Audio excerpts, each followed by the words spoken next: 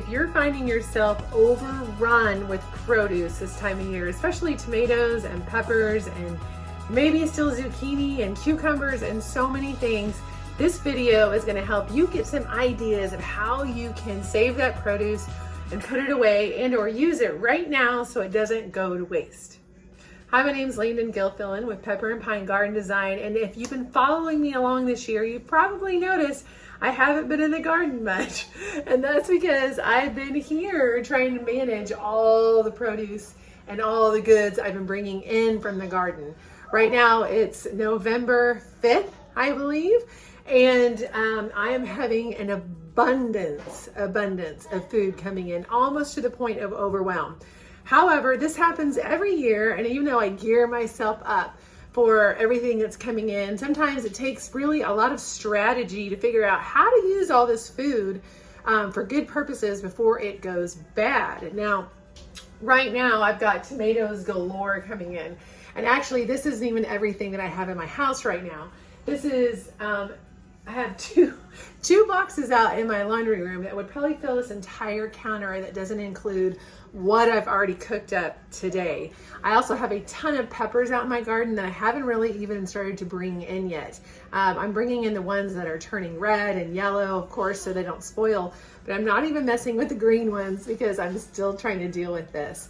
I'm pretty much done with cucumbers. I'm done with squash, but now my winter squash is coming in. I'm going to put some little pictures in this video to show you how much I have coming in. Way more than I thought, but it's great. And I'm going to show you a couple of things I'm doing with those things as well.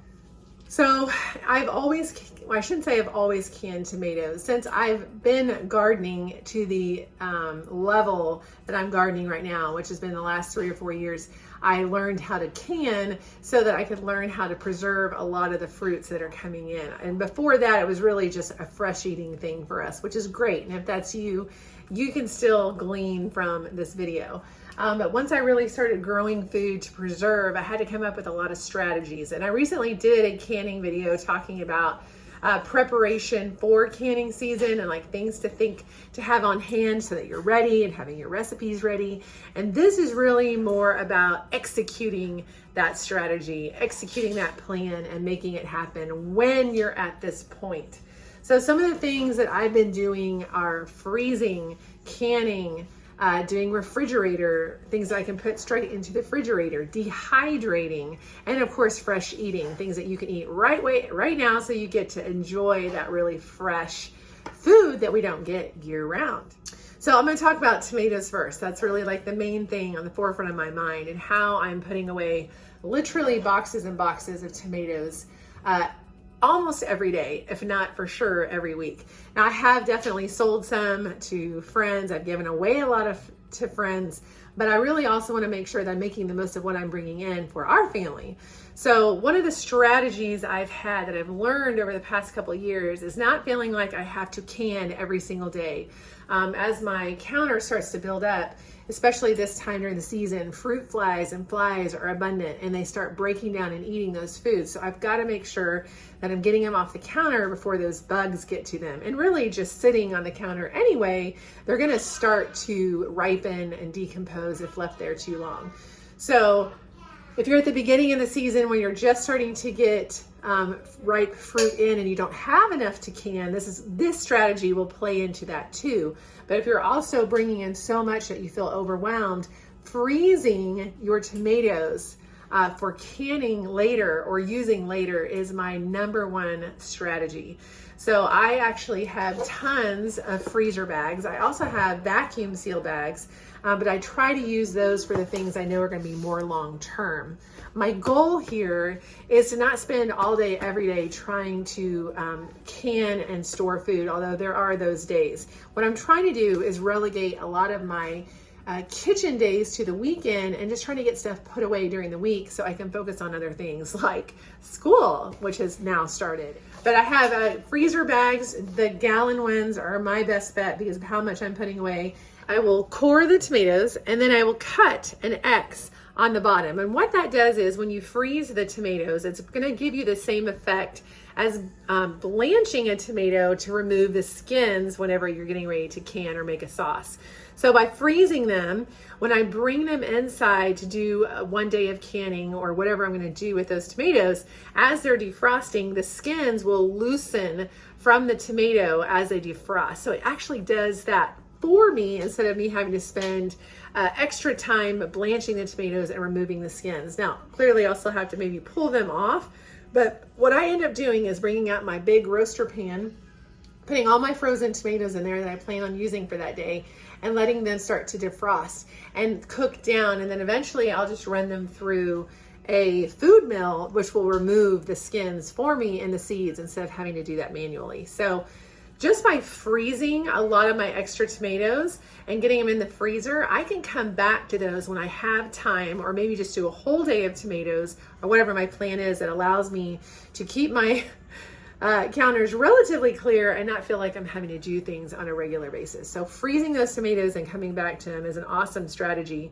or whether you're making sauces or canning them. It doesn't matter if you're doing chopped or pureed or crushed, however you're doing tomatoes. I will say that fresh tomatoes, if you want a diced tomato like canned diced tomatoes, those generally do better fresh. So you can chop them and put them in your jars. When you're bringing them in from the freezer, they'll tend to become more mushy and harder to chop. So if you're wanting those diced tomatoes, I would use them fresh. Other than that, if you're making sauces and crushed tomatoes, then freezing them is definitely the way to go. The other thing I've been doing a lot of is roasting tomatoes. Oh man, that flavor of roasted tomatoes is amazing. So what I'll do is I'll start first thing in the morning, because I try not to run too many electric devices in the middle of the day when it's super hot and we're trying to conserve energy. So on either side of the day, in the morning or the evening, I'll turn my oven up to 400 degrees and I'll chop a ton of tomatoes in probably 2-inch squares or slices, however you want to look at them. And I'll sprinkle them with some salt and put a little bit of olive oil, toss it, and then I'll roast those for about 30 to 40 minutes, depending on how big the tomato slices are. I also did that with cherry tomatoes and it went a lot quicker, but the flavor was amazing. So roasting your vegetables, whether it's tomatoes or peppers or eggplants or all of it together, you can make an amazing roasted tomato sauce, or you can take those roasted tomatoes straight off your sheet pan and put them in a Ziploc freezer bag and just freeze the roasted tomatoes to use in a recipe later. And that has been awesome too. So I basically have done two things with that practice: either eating those roasted tomatoes fresh right off the pan, warm like that. My kids will just eat them like that, put them in a dish and serve them for a meal. Or you can put them in a mason jar. So I've done that. I put them in a mason jar if I know I'm going to use them that week, so they'll be good for about a week in your fridge. Take them out and use them for that week for a recipe. You can put them in a mason jar and put them in your freezer if you want. Just make sure you leave about 1-inch headspace, because that's going to expand as it freezes, and it'll obviously last a lot longer in your freezer. But my favorite thing to do is to scrape those roasted tomatoes or veggies right off your sheet pan and put them into a quart freezer bag, and then lay them flat like this in your freezer, and they'll freeze flat like this, and you can stack these bags in your freezer. You can either stack them flat like this, or once they're frozen, you can stack them up like this, like books on a shelf, however works best for your freezer. So these are some roasted tomato sauce bags that I actually did today. You can also puree that sauce if you don't want it chunky. Sometimes I like some of my sauces or my meals with chunky tomatoes, and sometimes I want that smooth sauce. So you could also take those tomatoes and veggies right off the pan, put them in your blender or food processor and puree them to however smooth you want, and then put it into your freezer bag and freeze it. So that's been the number 2 thing that I've been doing this week, is roasting a lot of tomatoes and either eating them fresh or putting them in the freezer for later use. The other thing you can do, and this really works better for like your cherry tomatoes or your Roma tomatoes where there's less juice and more flesh, or just smaller packaging, is dehydrating them, right? So a Roma tomato, if you slice these in like 1/4 to 1/2 inch slices, 1/4 inch would be better, and put them on a dehydrator pan or on a sheet pan in your oven on the lowest setting, you can dehydrate those tomatoes and eat them like dried leather. They're so yummy. Now you want to make sure they're completely dry before you store them in a jar, because they will mold or mildew if there's any moisture left in them. So if you're unsure about whether there's moisture left in them after you've dehydrated them, put them in a Ziploc baggie or some sort of container and either freeze them or put them in your fridge and use them that week or the next. They should be good for at least a week, if not 2. But dehydrating those tomatoes and either eating them like fruit leather or dehydrating them all the way to completely dry, you could pulse them and then turn them into a tomato paste concentrate. I don't think I have any left from last year, but one of the things I did with all my extra tomatoes, I guess this will be part of number 3, is dehydrate a lot of those tomatoes till they're fully dry, and then put them in your food processor or dedicated spice grinder till they become a powder. And that powder can be used as a tomato paste concentrate. So anytime you need tomato paste, I would get out my little mason jar of dried tomato powder, and I believe it's 1 tablespoon, like a 1-to-2 ratio. So 1 tablespoon of powder to 2 teaspoons of water, 2 tablespoons of water, or 1 teaspoon of powder to 2 teaspoons of water. Just remember the 1-to-2 ratio of the powder to the water, and you have tomato paste that you don't have to worry about wasting an entire can, because you can just take it as needed. So dehydrating tomatoes for either eating as jerky or making into a powder is an awesome way to preserve your tomatoes. And then the other thing to do is just make a sauce that you can start midway, or if you aren't going to be home for the day, put it in your slow cooker and just cook that sauce down and use it at the end of the night for a pasta or some sort of dish that you would use a tomato sauce for. Today, while I was doing all of this, I just had a pot on my stove and I added chopped tomatoes, chopped peppers, chopped onions, chopped carrots, a lot of things I was just trying to use, even some butternut squash that I had left over, put it all in that pot with some water or broth and just let that cook down and simmer, and then we added it to a pasta for lunch, and that was amazing. And it was a great way to use a lot of the fare that I have over here on my counters. So even just using it fresh, whether in a crock pot or just on the stove, is another great way to use up those vegetables.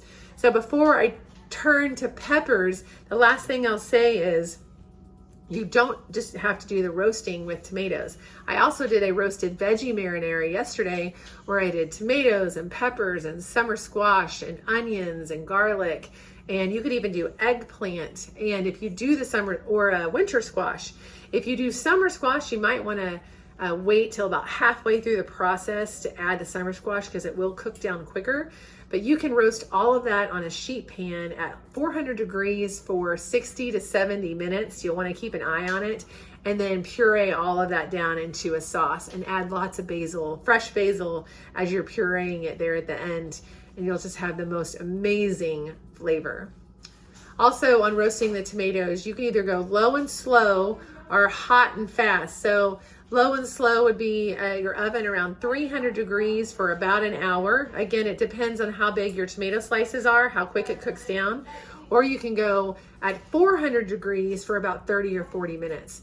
That's where I tend to do things, is at 400 degrees, because I'm trying to do a lot and I don't want to have the oven running all day. So I will go 400 degrees for 30 minutes, and you'll also get a really nice caramelization when you have that higher heat.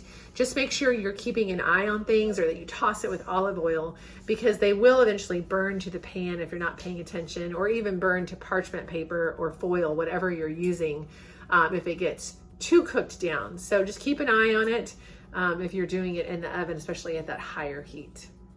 For peppers, one of the things that I've been doing this week is having my husband get out the propane grill, because we had some people over this past week. So while he had that grill out, I had him char a bunch of my bell peppers so I could roast them and then use them in various ways. So if you've never roasted bell peppers, or any kind of pepper for that matter, spicy or bell peppers, sweet bell peppers, there's a couple ways you can do it. One of them is on the grill outside. You want to literally put them straight on the grill and make sure you're turning them, because you want the skins of the pepper to become completely black.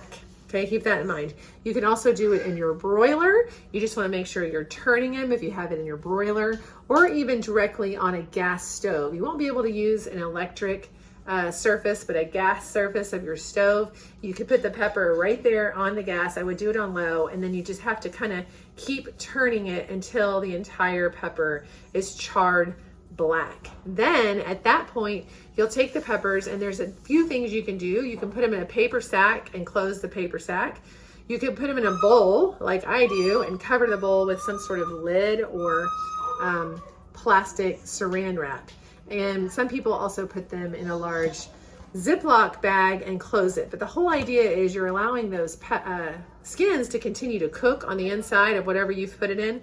And after about 15 or 20 minutes, you should be able to just peel off those charred skins and have the fruit inside. So you'll want to peel off the skins, then you'll want to clear out the inside, so taking out all the seeds and the membrane.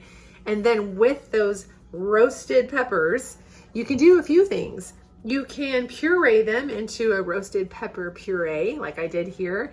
This is just roasted red peppers with, actually there's probably green and yellow in here too, but I just put it in my food processor with some garlic. You could either do roasted garlic, and I'll tell you how to do that here in a minute, or just straight garlic, some olive oil, salt and pepper, and whatever seasoning you want. I think I used fresh oregano in here. You could also do basil, thyme, a combination of all three. And we put this on some toasted bread, like a bruschetta kind of, this past week, and it was amazing. You could also eat it with pita bread. You could put it on top of a salad. You could put it on top of pasta. You could put it on top of chicken or any kind of meat. This just has the most amazing flavor. You can also take those, the flesh of those roasted peppers, dip them in some vinegar, just kind of swirl them around in some vinegar, which helps to kind of kill off any extra bacteria that may be on there. Put them in a jar with olive oil. I also put garlic in here and some salt, and then a little bit more of the vinegar. And you can keep these in your fridge for quite a while, actually. I think it's up to like 6 to 8 months. If you take those roasted peppers, swirl them in some vinegar, stuff them in your jar. I've been kind of adding to this over the week and taking from it over the week. I put in, probably for a jar this size, a teaspoon of salt. Like I said, some garlic cloves, and then you'll want to fill it with olive oil, or fill the gaps in with olive oil. So I would only add enough olive oil to cover the peppers. And then as I add more peppers, add more oil. And then I would say probably like a tablespoon or two of vinegar. And what that does, it preserves these roasted red peppers, and you can keep them in your fridge for 6 to 8 months. You can also freeze them in a freezer bag and then just thaw them as you need them. But I find that I go through these so fast in my fridge, I don't need to put them in my freezer. And they're so expensive at the store, buying roasted peppers in like an oil sauce, that doing this from my garden is so inexpensive and tastes so amazing. And then you can add roasted peppers to really anything. You can add them to salads, you can add them to pasta, you can add them to sandwiches. If you make a sandwich with some roasted peppers on there, either warm or cold, it's just amazing flavor. You can add them to any sort of side dish or meat dish. I mean, there's so many different ways you can use roasted peppers. My suggestion is just go to Google and type in ways to use roasted peppers, and you'll probably be overwhelmed with ideas. You can obviously also pickle your peppers with just a general brine of 1 cup water, 1 cup vinegar, and 1 teaspoon to 1 tablespoon of salt. You can even add a little bit of sugar in there if you like sweeter pickling, and you can refrigerate. Do a refrigerator pickle, refrigerated pickled peppers, refrigerated pickled tomatoes. You can really do that with just about anything and add any spices you like. This particular refrigerator pickle has dill, fresh dill from the garden, mustard seeds, peppercorns, a garlic. I think it's got 3 or 4 garlic cloves in the bottom. And then that brine that I just cooked over the stove, allowed it to cool. And once I had stuffed the jar full of my spices and then the slices, I poured the brine over the top.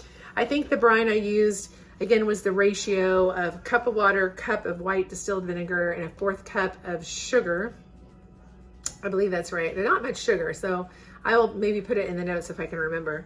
And then you pour it over and you put your lid on, and it's good in your fridge for quite a while. I think it's recommended a week, but we've had these in our fridge for way over a week, and they taste just fine and they remain crispy. So you can do that with peppers, whether they're jalapenos or serranos or sweet bell peppers. You can pickle just about anything and either put them in your refrigerator or can them. If you can them, just make sure you're following some sort of pickled vegetable canning recipe. I would just look up ball pickled peppers or ball pickled cucumbers, pickles, whatever you want to call them, and make sure you have a good ratio of acidity to make sure that those canning recipes last on your shelf and don't succumb to botulism. And then the last thing I'll share, since it's definitely something that's on my radar right now, is what to do with winter squash. One of the best things to do with winter squash is store them. Not only can you let them cure on the vine outside and make sure they're completely ripe by poking your fingernail in the skin of it and seeing how easily you can poke your fingernail through. If it goes through really easily, those skins are not quite ready to bring in. You want to make sure that when you try to poke your fingernail in the skin, it takes a little bit of effort. And generally that means those winter squash are ready to come inside. I always leave mine in the garden for a little while just to cure out there in the sunshine, making sure that skin is nice and tough before I bring them in. And then you can actually store most winter squash. I would look up the variety that you're growing just so you know specifically how long that variety can last. But in this case, a butternut squash can last in your storage space from 6 to 8 months. If it's nice and dry and cool. If it's moist like our basement was last year, we lost a lot of our squash because it was too moist and it spoiled. So if you have a really moist area, that's probably not going to work, which is why this year I'm actually trying to cook and can as much as I can. So I'm going to try to roast a butternut squash a day, and then I'm going to puree it and again store it in these Ziploc bags like this in my freezer. Flat like this, where I can just grab it out as needed and use it in my butternut squash soup or butternut squash pasta or whatever I decide to use. I'm also going to freeze it in cubes so that I can take out and put in a dish, or eventually can in cubes in jars. But that's something I can do later on in the year when I'm not overwhelmed with bringing in things from the garden, is I can take those cubes out of the freezer and put them in, defrost them, and then cook them in a canning recipe. What you cannot do is can pureed squash. There are no recipes available out there, and if you find them, I wouldn't use them. There's something about canning pureed squash that you will not get a good product, and it will end up succumbing to botulism or other diseases. So you can them if you cube them and then use the water canning recipe. Same thing with potatoes, whether it's a hot bath or a cold bath, you would have to pressure can those. You can't water bath them. But just look up a ball recipe for canning cubed squash or cubed potatoes, and that'll show you how to do it. So I do plan on doing that later in the season. But for now, I'm going to try to cook and puree and freeze as much of this as possible, and then find a better storage spot for some of the leftover winter squashes that we will have. And that, my friends, is basically how I'm trying to manage things in the kitchen and not be too overwhelmed with everything I'm bringing in. That is just part of the process. If you're growing this much food, you're just going to feel a little overwhelmed. But fall back on those recipes that you've saved that we talked about in the earlier video. Do some really simple things like freezing your tomatoes, cutting them the way that I talked about, and getting them in your freezer, or roasting them and getting them in freezer bags. There's a lot of things you can do to preserve your food so it doesn't go to waste, and then you can still use those things over the winter and till the next year. So I hope this video has been helpful. I will try to write some of these recipes down below, and hopefully over the winter we'll be putting these recipes up on my blog. But I just wanted to share some general ways that you can get that produce off your counter and either into your bellies immediately or into your refrigerator, freezer, or on your canning shelf. As always, my name is Landon Gilfillan here at Pepper and Pine Garden Design, growing gardeners and their gardens, and I'll see you in the next video.